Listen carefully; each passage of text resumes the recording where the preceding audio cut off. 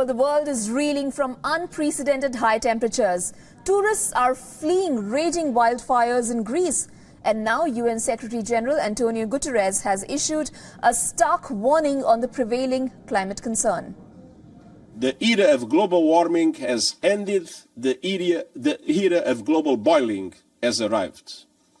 The air is unbreathable, the heat is unbearable, and the level of fossil fuel profits and climate inaction is unacceptable. The worrying comments come in the backdrop of nations across the globe scrambling to battle heat waves and numerous wildfires. In the United States, an intensifying heat wave has prompted warnings to around 180 million Americans as temperatures are forecasted to rise as high as 38 degrees Celsius. Commenting on the recent events, US President Joe Biden has called climate change an existential threat. Right this minute, as both the mayors can tell you, are facing a real crisis in their cities. We talk about steps we're taking to help people get through this tough time, and we're also going to talk about steps we're taking to help communities prepare, plan, and recover. In West Asia, Syria is battling raging wildfires across the countryside, with acres of crop produce turned to ash. In Turkey, firefighters are scrambling to control the fires that pose a danger of setting ablaze some of the country's prime tourist properties. Meanwhile, European countries are struggling to keep normal activities afloat as the mercury continues to rise. Acres of land have been scorched in several regions of Greece. More than 100 houses and businesses have been severely damaged so far.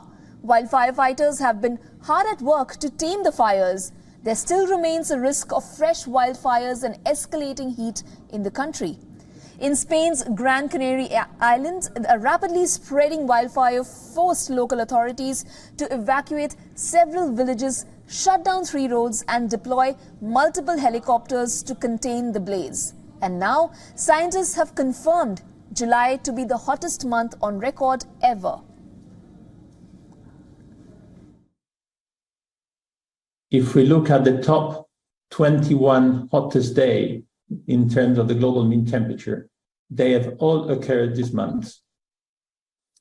This anomaly is so large with respect to other record-breaking months in our record that we are virtually certain that the month as a whole will become the warmest July on record.